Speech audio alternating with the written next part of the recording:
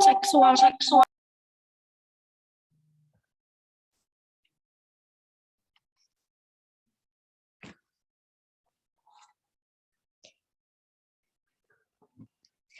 Ya, baik. Sebelumnya, Assalamualaikum warahmatullahi wabarakatuh. Waalaikumsalam warahmatullahi wabarakatuh, Ibu. Ya, selamat siang anak-anakku. Semoga di siang hari ini anak-anak masih tetap semangat ya untuk belajar bahasa Indonesia. Ya, baik. Sebelumnya, di sini Ibu sudah mengirimkan link untuk teman-teman absensi, jadi Ibu beri waktu untuk absen sebentar. Baik, Ibu.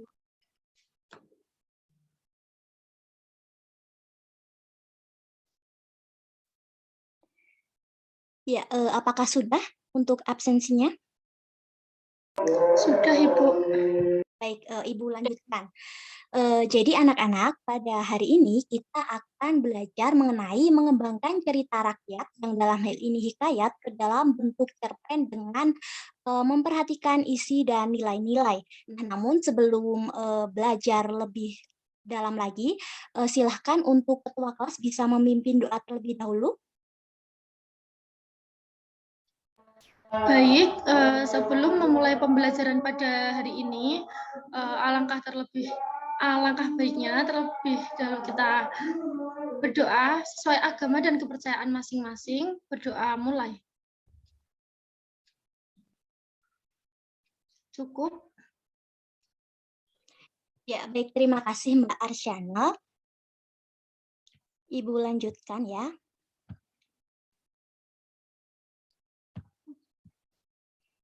Apakah sudah terlihat share screen-nya? Sudah, Ibu. Ya, baik. Jadi ada 3 tujuan pembelajaran pada kali ini. Yang pertama adalah nanti kalian akan dapat membedakan hikayat dan juga cerpen. Kemudian tujuan pembelajaran yang kedua adalah dapat menyusun kembali isi cerita rakyat ke dalam bentuk cerpen dengan memperhatikan nilai-nilai yang terkandung di dalamnya. Kemudian nantinya anak-anak akan mempresentasikan teks cerpen yang disusun. Jadi nanti Ibu akan memberikan tugas dan teman-teman akan membuat cerpen dari hikayat yang sudah ditentukan. Nah, pada minggu lalu kita sudah mempelajari terkait dengan pengertian cerpen dan juga hikayat serta isi dan juga kebahasaannya. Nah, di sini dari anak-anak, apakah masih ingat pengertian dari cerpen dan hikayat? Bisa open mic?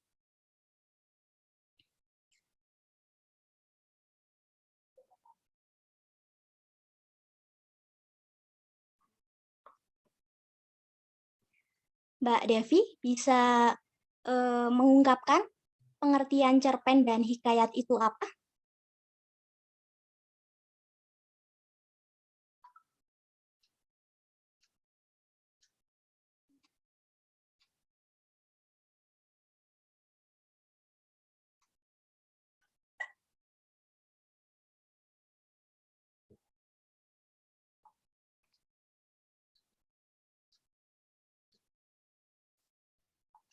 Sepertinya Mbak Devi Iya, sedang terkendala sinyal ya, Bu. iya, Bolehkah sepertinya saya menjawab?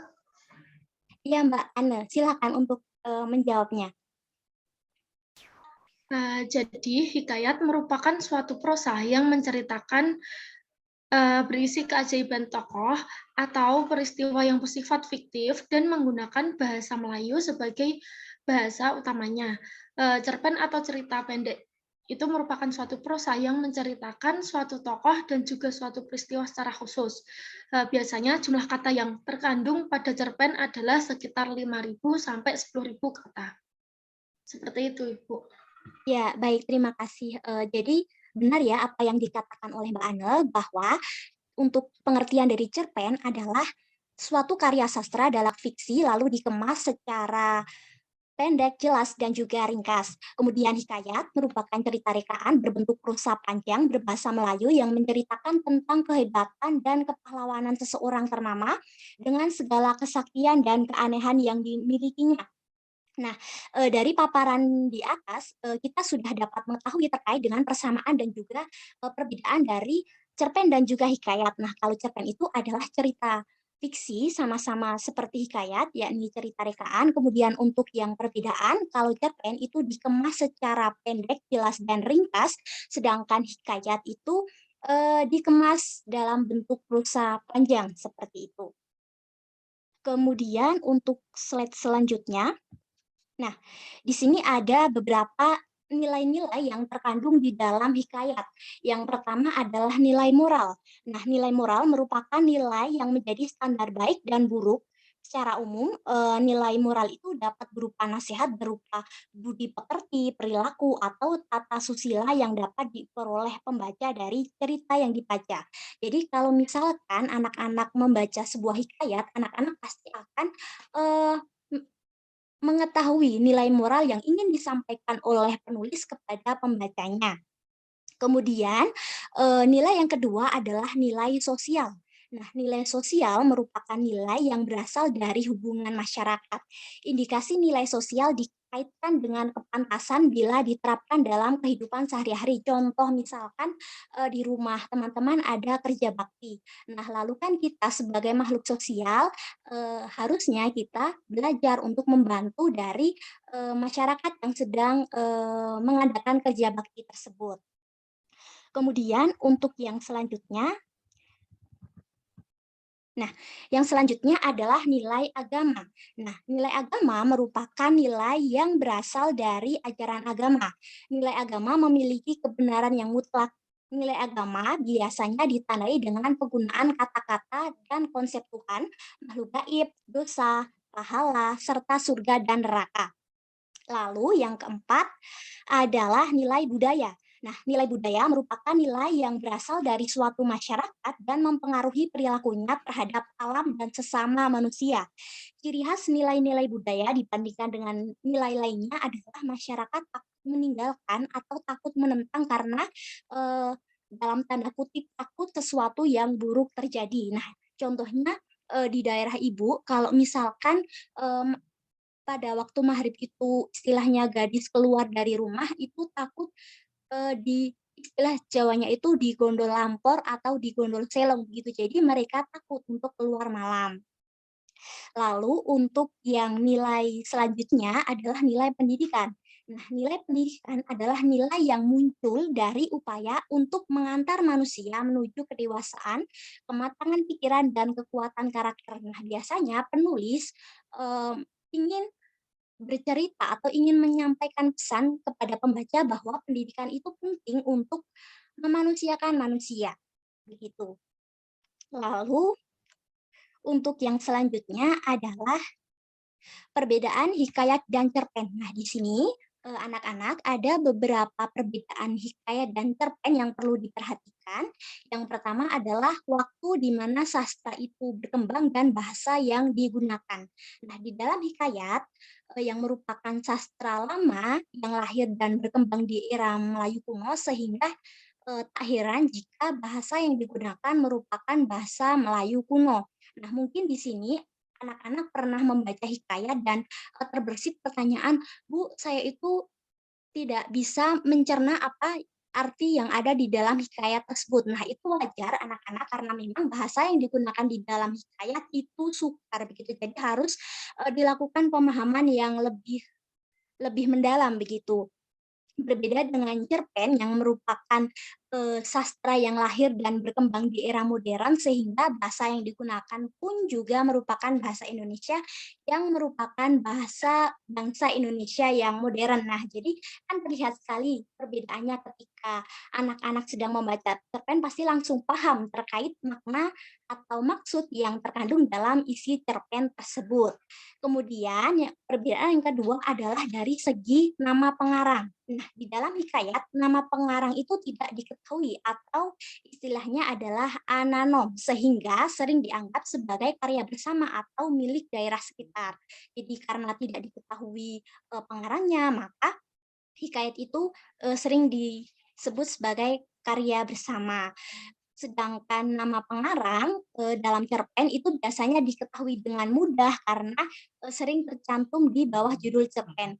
Kalau misalkan teman-teman membaca cerpen itu kan pasti ada nama pengarangnya, misal oleh siapa begitu.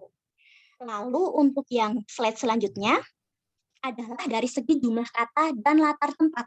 Nah, jika pada hikayat jumlah pada katanya itu bervariatif, anak-anak biasa bisa 5.000 atau 7.000 kata, bahkan lebih. Nah, adapun latar tempat yang dipakai hikayat biasanya berkisar pada lingkungan atau kehidupan istana kerajaan. Nah, sedangkan di cerpen, jumlah katanya biasanya dibatasi sekitar 5.000 kata atau bahkan kurang anak-anak. Jadi, lebih sedikit ya. Kemudian adapun latar tempat yang digunakan cerpen biasanya berupa tempat atau lingkungan di kehidupan sehari-hari manusia. Jadi lebih bebas seperti itu ya. Kemudian dari segi tokoh dan kisah yang terkandung di dalamnya. Nah, jadi tokoh yang terkandung dalam hikayat itu bervariatif ya teman. Ya, anak-anak, jadi entah itu satu orang ataupun bisa lebih dari itu. Nah, adapun kisah yang terkandung dalam hikayat itu biasanya seputar dengan kebaikan-kebaikan yang melawan kejahatan. Jadi lebih seperti monoton begitu ya, tidak bervariatif seperti eh, cerpen. Sedangkan tokoh yang ada di dalam cerpen itu biasanya hanya satu orang. Mungkin bisa beberapa, tetapi tidak tokoh utama semua. Maksudnya di sini adalah bisa tokoh pendukung, kemudian tokoh pembantu, dan lain-lain. Kemudian untuk kisah yang terkandung itu biasanya bervariatif ya, entah itu tentang kehidupan sehari-hari, kegelisahan manusia, petualangan, dan sebagainya.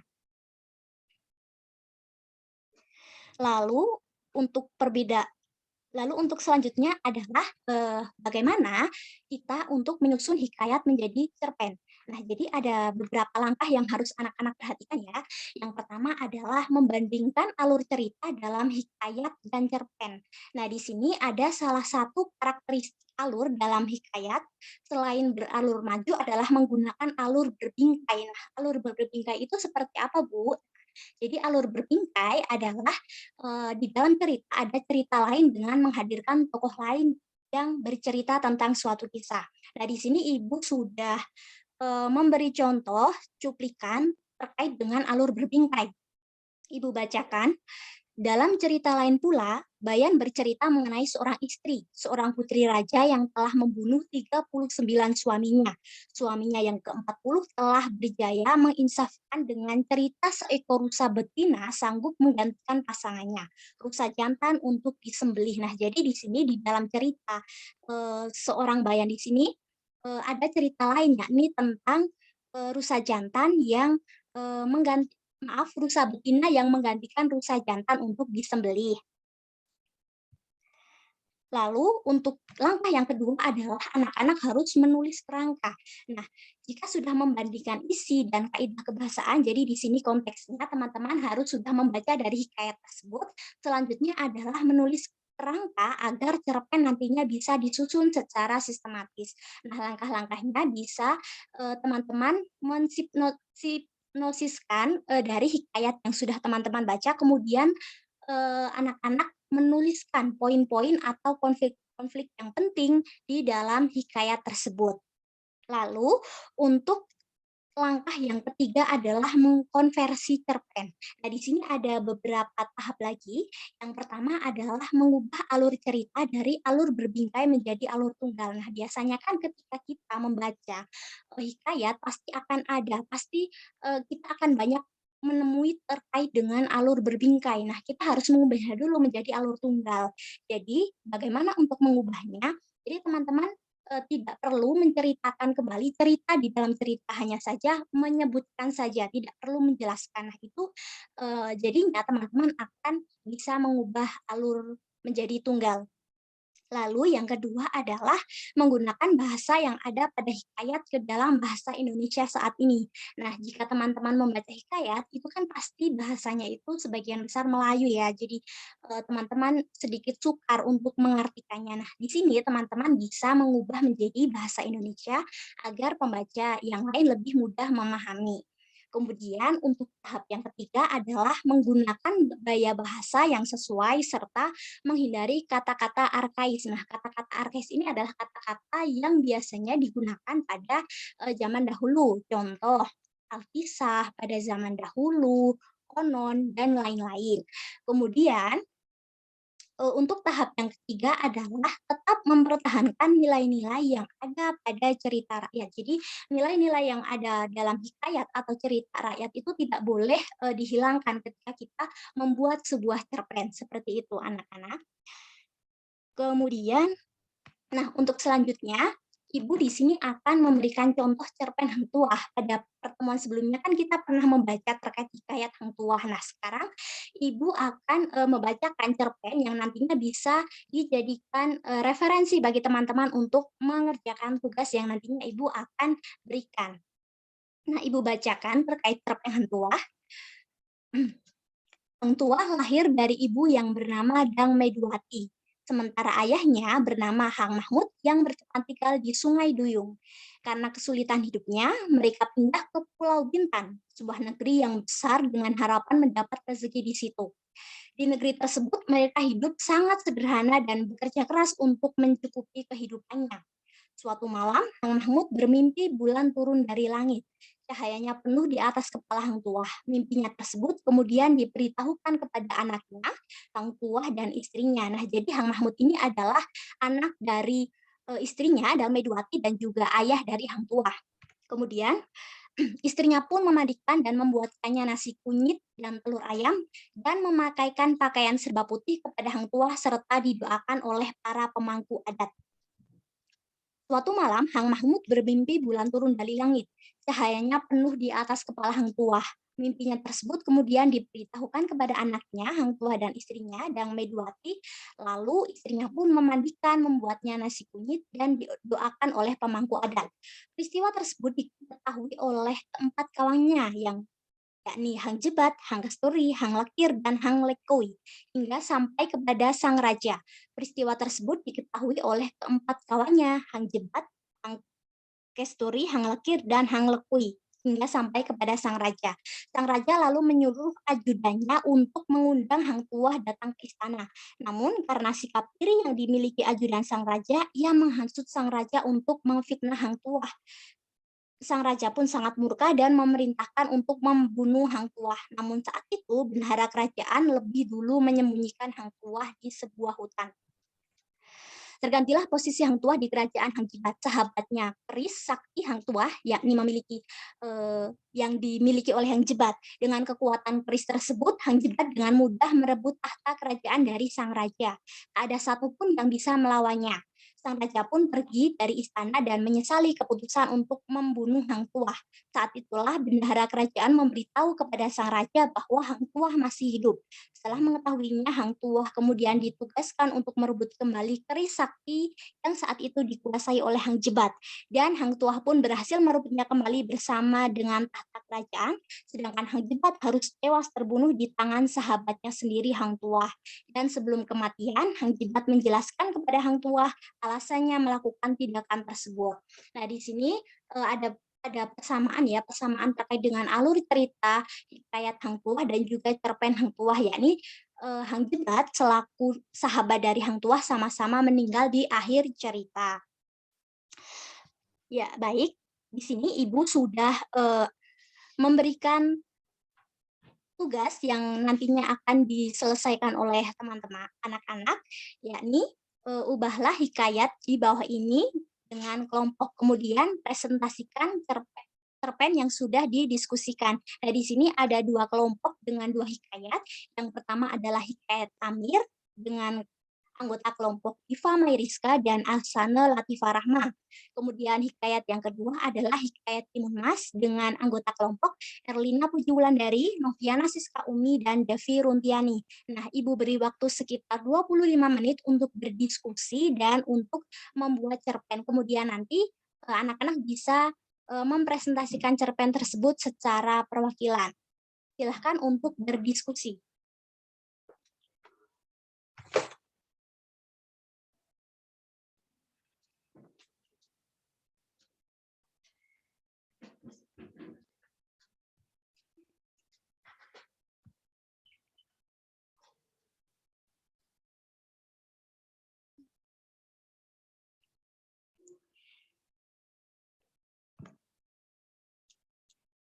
Ya, baik. Di sini tugas kelompok dari teman-teman sudah dikirim di Ibu. Lalu untuk kelompok pertama yang membacakan anak yang boros, silahkan untuk membacakan hasil diskusinya. Baik, Bu, saya akan membacakan. Judulnya adalah Anak yang Boros. Pada suatu hari, hiduplah sebuah anak bernama Anak. Ia dikenal suka memakai barang-barang mewah dan mahal, suka membeli barang yang mahal, walaupun barang tersebut tidak berguna. Ia hanya peduli dengan tren yang ada dan penampilan dia tanpa memikirkan uang yang kedua orang tuanya peroleh dengan susah payah. Kedua orang tuanya adalah orang yang berpenghasilan cukup, tetapi karena Asta suka menghabiskan uang, mereka tidak jarang kekurangan uang untuk makan selama 1 bulan. Mereka pun menabung secara diam-diam untuk keperluan masa depan. Suatu hari, sang ayah sudah tidak tahan lagi dengan perilaku Asta yang seenaknya saja tanpa memikirkan ia dan istrinya yang mencari uang dengan bersusah payah. Sang ayah berkata, "Kak, apakah kau tidak tahu berapa susahnya mencari uang? Aku dan ibumu bekerja pagi hingga malam untuk mendapatkan uang, sedangkan kau menghabiskannya dalam hitungan detik. Mulai sekarang, jangan kau minta uang pada kami lagi. Kau pergi kerja sendiri, biar kau tahu bagaimana susahnya mencari uang itu." Asta hanya diam, tidak menanggapi, dan melanjuti sikap buruknya tersebut. Ia diam-diam mencuri uang mereka hanya untuk membeli barang. Tak lama kemudian, sang ayah pun jatuh sakit karena stres berat karena perilaku anaknya. Semua uang tabungan pun terpakai dan mereka jatuh miskin dengan cepat. Tidak lama kemudian, sang ayah pun meninggal dunia karena tidak dapat membayar biaya pengobatan dan meninggalkan Asta dan sang istri. Sang istri yang tidak tahan karena anak mereka sama sekali tidak berubah dan tidak memikirkan nasib bersama, sudah jatuh miskin meninggalkan Asta untuk tinggal sendirian. Sebelum sang istri meninggalkan rumah mereka yang hampir ambruk, ia meninggalkan pesan untuk anaknya yang berisi, "Asta, maafkan ibumu ini. Ibumu sudah tidak tahan dengan sikapmu yang seenaknya saja. Ibu harus pergi karena ini cuma satu-satunya cara agar ibu bertahan hidup, dapat makan, dapat hidup dengan normal, dan memiliki rumah yang layak ditinggali untuk sekali lagi. Ibu tidak bisa memberimu uang lagi yang hanya akan kamu pakai untuk hal yang tidak penting. Kamu harus bisa mencari uang sendiri untuk bertahan hidup. Jangan kau gunakan waktumu sia-sia. Bekerjalah yang giat, pergi dari rumah dan mulailah hidup yang baru." Asta yang melihat pesan itu hanya menahan amarah dan merobek kertas tersebut. Keesokan harinya, Asta pergi ke rumah untuk mencari pekerjaan. Ia mendapat pekerjaan sebagai pelayan di rumah makan. Ia sering melakukan kesalahan dan dimarahi oleh pemilik rumah makan. Pekerjaan yang ia punya pun hanya bertahan selama 1 bulan. Ia dipecat dan diberi sedikit uang gaji. Asta pun menghela nafas dan mencari pekerjaan yang sama di tempat lain. Ia mulai menjual barang yang dulu ia beli menggunakan uang orang tuanya. Ia mulai merasa bersalah dan menyesali perbuatannya yang bodoh.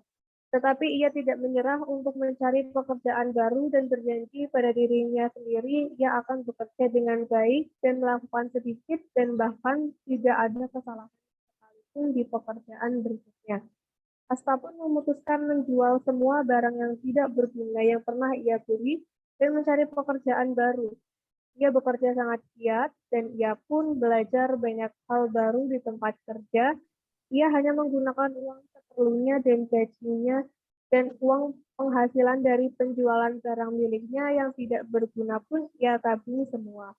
Setelah merasa cukup uang, Asta pun membuka usaha baru sendiri. Ia membuka restoran dan menggunakan semua hal yang telah ia pelajari dari tempat ia bekerja sebelumnya. Restoran pun sangat cepat terkenal karena harga yang murah dan masakan yang dibuat pun rasanya enak. Tidak lama setelah itu, Asta pun menjadi orang yang sukses karena usahanya semakin maju. Ya, baik, terima kasih untuk kelompok 1 yang sudah presentasi dengan baik ya. Jadi, Ibu ulas sedikit untuk hasil dari kelompok 1 bahasanya sudah modern, artinya sudah dapat dipahami. Kemudian tidak ada alur yang rangkap, artinya tidak ada cerita di dalam cerita. Ya, sudah baik, terima kasih secara keseluruhan juga sudah bagus. Untuk yang selanjutnya adalah kelompok 2. Silahkan untuk kelompok 2 yang mau presentasi. Izin Ibu. Ya, silakan Mbak Novi. Di sini saya akan mempresentasikan hasil cerpen dari kelompok 2 yang beranggotakan Erlina, Puji Wulandari, saya sendiri Noviana, dan juga Devi Rintiani yang berjudul Timun Mas. Mbok Sirni namanya. Ia adalah seorang janda yang menginginkan seorang agar dapat membantunya bekerja. Suatu hari ia didatangi oleh Buto Ijo yang ingin memberi seorang anak dengan syarat. Apabila anak itu berusia 6 tahun harus diserahkan ke Buto Ijo itu untuk disantap. Mbok Sirni pun setuju. Buto Ijo memberinya biji mentimun agar ditanam dan dirawat setelah 2 minggu. Di antara buah ketimun yang ditanamnya ada satu yang paling besar dan berkilau seperti emas. Kemudian Mbok Sirni membelah buah itu dengan hati-hati. Ternyata isinya seorang bayi cantik yang diberi nama Timun Mas. Semakin hari Timun Mas tumbuh menjadi gadis jelita. Suatu hari datanglah raksasa untuk menagih janji Mbok Sirni. Mbok Sirni amat takut kehilangan Timun Mas. Dia mengulur janji agar Buto Ijo datang 2 tahun lagi. Karena semakin dewasa semakin enak disantap, raksasa pun setuju. Mbok Sirni pun semakin sayang pada Timun Mas. Setiap kali ia teringat akan janjinya, hatinya pun menjadi cemas dan sedih. Suatu malam Mbok Sirni bermimpi agar anaknya selamat. Ia harus menemui petapa di Gunung Gundul. Paginya ia langsung pergi. Di Gunung Gundul ia bertemu dengan seorang petapa yang memberinya 4 buah bungkusan kecil, yaitu biji mentimun, jamur, garam, dan terasi sebagai penangkal. Sesampainya di rumah diberikannya 4 bungkusan tadi kepada Timun Mas dan disuruhnya Timun Mas untuk berdoa. Paginya raksasa datang untuk menagih janji. Timun Mas pun disuruh keluar pintu belakang oleh Mbok Sirni. Buto Ijo pun mengejarnya. Timun Mas pun teringat akan bungkusannya, maka ditebarnya biji mentimun. Sungguh ajaib. Hutan menjadi ladang mentimun yang lebat buahnya. Buto Ijo pun memakannya, tapi buah timun itu malah menambah tenaga raksasa. Lalu Timun Mas menabur jarum. Dalam sekejap, tumbuhlah pohon-pohon bambu yang sangat tinggi dan tajam. Dengan kaki yang berdarah-darah, raksasa terus mengejarnya. Timun Mas pun membuka bingkisan garam dan ditaburkannya. Seketika hutan pun menjadi lautan luas. Dengan kesakitannya raksasa dapat melewati. Yang terakhir, Timun Mas akhirnya menabur terasi. Seketika terbentuklah lautan lumpur yang mendidih. Akhirnya Buto Ijo pun mati. Terima kasih Tuhan, Engkau telah melindungi hamba-Mu ini. Timun Mas mengucap syukur. Akhirnya Timun Mas dan Mbok Sirni hidup bahagia dan damai. Seperti itu Ibu, terima kasih. Ya, baik, terima kasih Mbak Noviana karena telah mempresentasikan hasil diskusi kelompoknya. Ibu ulas sedikit ya. Jadi untuk kebahasaannya itu sudah baik ya, sudah menggunakan kata-kata yang modern, tidak Melayu lagi. Kemudian untuk alurnya juga tidak ada alur yang berbingkai. Dalam artian tidak ada cerita di dalam cerita. Nah, baik, kali ini anak-anak kita sudah berada di penghujung pembelajaran. Di sini Ibu akan memberikan suatu tugas ya, tugas lagi kepada teman-teman ya. Karena di pertemuan selanjutnya adalah teman-teman akan belajar terkait dengan cerpen. Nah, jadi tugasnya adalah teman-teman membaca cerpen yang teman-teman sukai untuk mengenal lebih dalam lagi terkait dengan cerpen. Nah, baik itu saja yang dapat Ibu sampaikan. Pesan Ibu adalah anak-anak harus jaga kesehatan karena di sini penyakit di luar sana sangat-sangat berbahaya ya bagi tubuh kita, apalagi sekarang ini cuaca sedang kritis dalam artian sedang peralihan antara musim kemarau dengan musim penghujan. Nah, baik, silahkan untuk ketua kelas untuk memimpin doa penutup.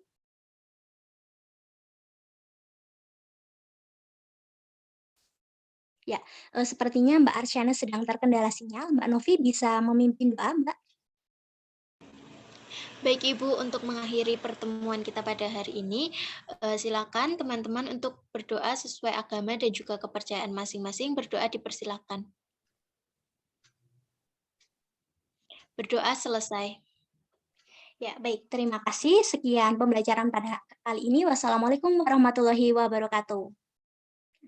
Waalaikumsalam warahmatullahi wabarakatuh. Terima kasih. Terima kasih, Bu. Tas banget. Terima kasih ya, guys. Terima kasih. Terima kasih semuanya. Live ya. Ya, ya.